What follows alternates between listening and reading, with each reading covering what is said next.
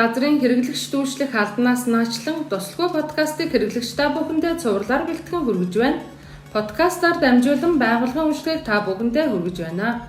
Энэ удаагийн манай зочноор хэрэглэгч дүүшлэх албаны ахлах инженер Дугармайг урьж оролцуулаад байна. Бидний ярилцах өнөөдрийн сэдэв ус хангамж ариутгах татваргын мэргэжлийн онцлог давуу талын талаар ярилцсанаа. За танд энэ өдрийн мэндийг хүргэе. За баярлалаа. Энэхүү дугаарыг сонсож байгаа бүх сонсогчдоо энэ өдрийн мэндийг хүргье. Ус хангамж ариутгах татваргын ойлголтыг товчхон тайлбарлаж өгөөч. За ус хангамж гэдэг нь байгалийн нөөц болох гадаргын болон газар доорх гүний усыг олзуурлан халдваргүйжүүлээд хүн ам, орон сууц, үйлдвэр аж ахуйн газрын хэрэглэгчийн шаардлагатай даралтаар нь хэрэгцээд хэмжээний унтны усны стандартын шаардлагад нийцсэн усыг цэвэр усны шугам шүлжээгээр дамжуулах үйл явцыг хэлдэг. Харин ариутгах татварга гэдэг нь ахуйн болон технологийн хэрэгцээнээс хэрэглэгдэн гарах бохир усыг ариун цэвэр, эрүүл ахуй, амьдрах таатай орчныг бүрдүүлэхийн тулд бохир усны шугам шүлжээгээр дамжуулан өөрийн урсгалаар нь буюу насосоор шахан цуглуулж, тээвэрлэж цэвэрлэх байгууламжид механик болон биологи, химийн аргаар халдваргүйжүүлээд байгалийн экологийн шаардлагын түвшинд хүртэл цэвэрлэгдсэн усыг байгальд нийлүүлэх үйл явц юм аа. Та энэ мэргэжлийг сонгох болсон шалтгаан нь юу юм бэ? За, ус гэдэг маань өөрөө маш их өргөн хүрээтэй сэдв. Тэгэхээр усгүйгээр хүний амьдралыг төсөөлөхийн чаргагүй. Ямар ч улс орны хөгжлийг барилга байгууламжаар нь харж дүгнэдэг. Түүнтэй адил барилга байгууламжийн шинжилэл хөгжлийг усгүйгээр ухаалаг орчин үеийн сан техникийн тоног төхөөрөмжгүйгээр төсөөлөх боломжгүй юм аа. Иймээс сүүлийн жилүүдэд бол техник технологийн хөгжил хурдтай хөгжихийн хэрээр манай нийт аж ахуйн үйлчилгээний салбар, барилгын салбарын хөгжилтэй хүл нийлүүлэн алхах зайлшгүй шаардлага бий болоод байгаа.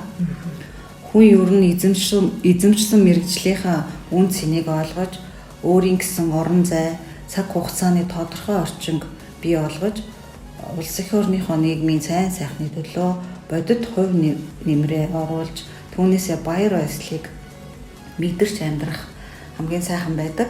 Тийм болохоор би ус хангамж ариут татваргын инженер гэсэн мэргэжлээрээ мөн Улаанбаатар хотын хэрэглэгчдийг 24 цагаар цэвэр усаар хангаж, хэрэглэнээс нь гарах бохир усыг татан зайлуулах хариуцлагатай ажлыг хариуцдаг.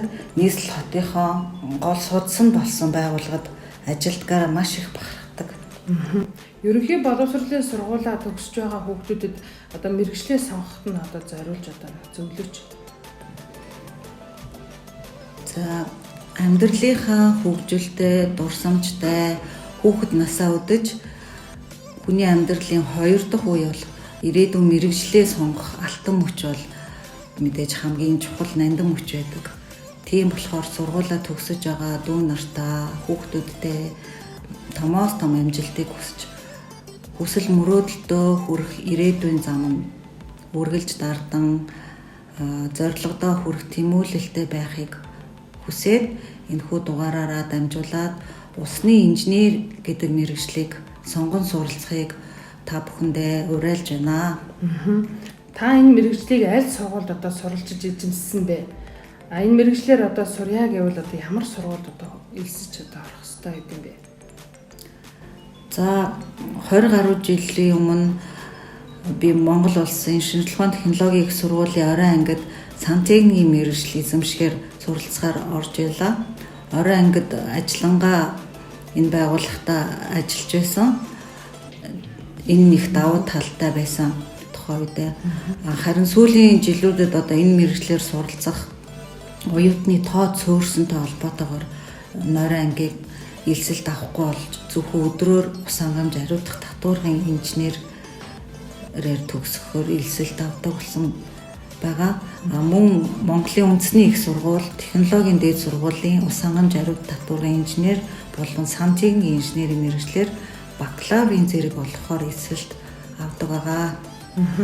Усангамж ариутгах татваргын мэргэжлийн онцлог давуу талын талаар мэдээлэл өгсөн танд баярлалаа.